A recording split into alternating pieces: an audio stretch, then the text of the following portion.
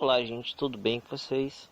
Gostaria de falar um pouco hoje a respeito aí da declaração do Lula que ele deu ao MST, né, chamando o MST à luta, né? Isso, isso é um ponto muito importante. Queria fazer aqui alguns comentários críticos, não ao Lula em si, mas a algumas ideias, né, que que é importante a gente falar, né, a respeito da trajetória da esquerda do Brasil, né? Eu já falei sobre isso algumas vezes, que nas últimas décadas no país, a esquerda ela tem se desbancado para uma centro-esquerda, né? Tem se tornado muito centrista, abandonado a ideia de luta de classe, a ideia de revolução e por aí vai, né? E minando, né, qualquer tentativa de um processo anticapitalista, né, de uma luta de classe, de uma luta contra o sistema capitalista. A fala do Lula ela vem contrária a isso, né? Mas ao mesmo tempo, nas entrelinhas, ela revela essa ilusão que essa centro-esquerda que foi construída no Brasil nas últimas décadas, como ela foi, vamos dizer assim, de certo modo ingênua, né, ao acreditar que, vamos dizer assim, que haveria uma possibilidade de uma conciliação de classes. Essa é uma ideia que a esquerda, a centro-esquerda, os sociais-democratas acreditam, né? E esse é o ponto que eu quero trazer nesse vídeo para gente, para análise, né? Que é o seguinte: não existe isso, não existe essa questão da conciliação de classe. Ela, vamos dizer assim, ela existe, pode existir a partir de uma luta, né? Vou explicar para ficar bem claro, né?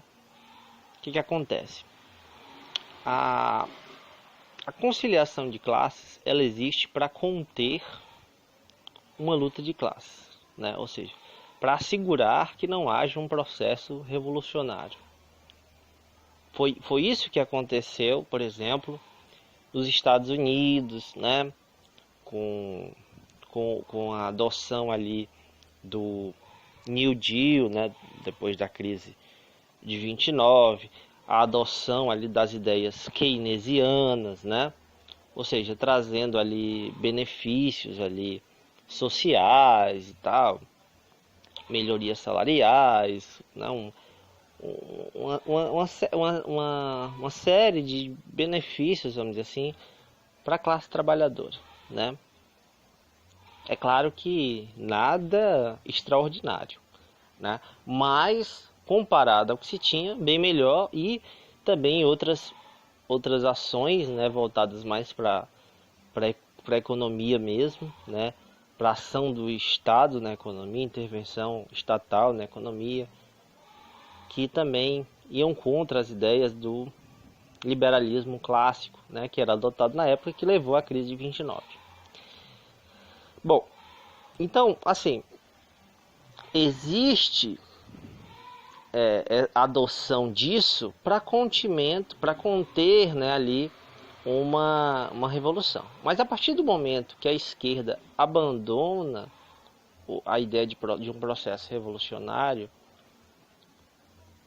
e adota essa postura, o que ocorre é que o sistema, como é que eles enxergam? Olha, essas pessoas estão amansadas.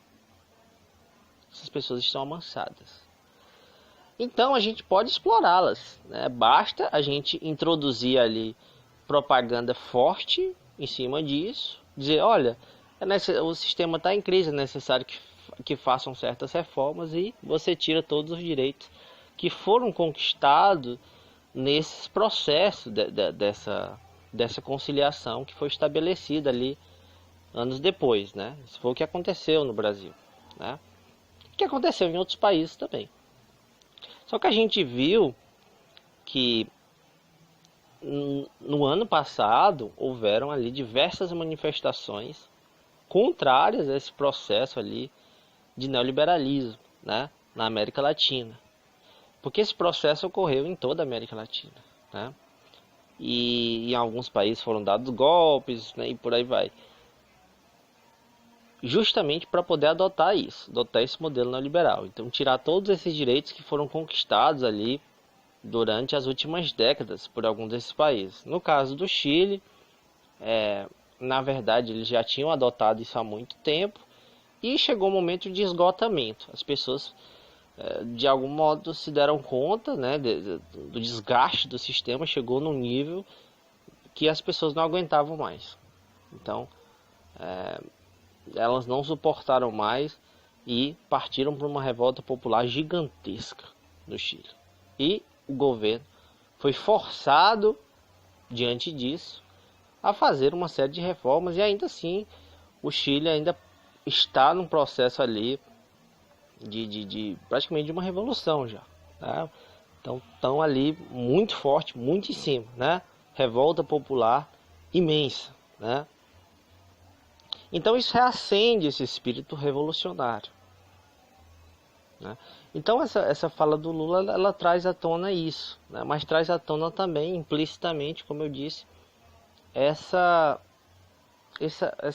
ideia errada que eles tinham, que achavam que essa conciliação de classes, ela seria algo permanente. Então as conquistas dos direitos seriam permanentes e progressivos. Era assim que acredito que acreditavam o PT, o Lula, né, a centro-esquerda brasileira, de que haveria esse processo e tal. Mas na verdade não, porque não houve um processo de conscientização das pessoas. Então, quando houve uma crise projetada pela direita, que atribuiu ao PT, né, foi atribuída ao PT, e falaram em questão de corrupção, essas coisas todas, colocaram tudo isso, fizeram uma narrativa que foi amplamente divulgada pela mídia, né, e fizeram a cabeça da população. Então a população se voltou, na verdade, contra essa centro-esquerda que deu esses benefícios sociais para essas pessoas, né? Por quê? Porque elas não tiveram consciência do que aconteceu. Elas não entenderam o que aconteceu. Então, quando veio uma crise, elas simplesmente partiram para o lado contrário, sendo que foi justamente esse lado contrário que criou essa crise. Mas a gente sabe que a população não tem essa consciência aqui no Brasil, né? Infelizmente a mídia consegue manipular essa massa. Bom, dito isso, né, vamos para a questão, então, da perspectiva a partir dessa questão, né, a partir dessa ação do Lula, dessa fala, né? Bom, o MST, ele tem muitas pessoas, né? É muito grande, muito forte, reunido aí com outros grupos, outras centrais, com centrais sindicais, por exemplo, como a CUT e outras, né?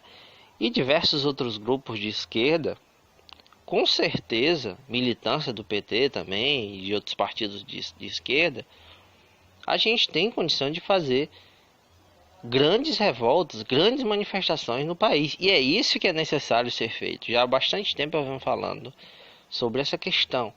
Então, eu vejo isso com ótimos olhos. Eu acho que esse é o ponto de partida para a gente. Não tem mais o que dialogar. Como é que você vai dialogar com... O Brasil sofreu um processo de golpe desde 2016. E pelo que eu entendi, o que acontece? O PT... ele quis ir por uma via institucional. Aí você pode dizer assim, bom, tudo bem, é uma esquerda, centro-esquerda democrática e tal. Só que a gente tem que entender uma coisa. As instituições, todas essas instituições a qual o PT está recorrendo, ou qualquer um outro venha recorrer, foram instituições que participaram do processo do golpe, que apoiaram, deram suporte para o golpe, né? O judiciário como um todo, né? Então, não faz sentido isso. A grande mídia, o judiciário, as grandes corporações, tudo isso estava incomunado para dar o golpe, deram o golpe e apoiaram e permaneceram com isso. Então não faz sentido recorrer a eles, não faz sentido, porque não existe mais democracia. Essas instituições estão completamente corrompidas. Então, essa via não tem lógica. Não tem lógica. Mesmo que você diga assim, não, mas e eu não estou falando sobre uma perspectiva revolucionária, que aí se for sobre uma perspectiva revolucionária, a crítica ainda é muito maior. Mas estou falando exatamente pela lógica que eles seguem. A lógica que eles seguem é o quê? Estamos numa democracia, vamos recorrer às vias democráticas. Essa é a ideia, né? Sobre uma perspectiva revolucionária, evidentemente, a gente vai dizer que a democracia burguesa não é uma democracia. E não é. Mas, o que acontece? Depois da ditadura foi estabelecido esse modelo e certas garantias legais, né, existiam. Por mais que a gente possa, claro, fazer uma crítica a elas de uma maneira bem forte, mas existia alguma coisa que a gente podia chamar de democracia, né, dentro do modelo de democracia burguesa, tradicional. Mas agora nem isso tem mais. Eles não estão respeitando a própria Constituição. Então não faz sentido a gente acreditar nesse modelo. Não faz. Então é isso, gente. Espero que vocês tenham gostado. Abraço a todos e até mais.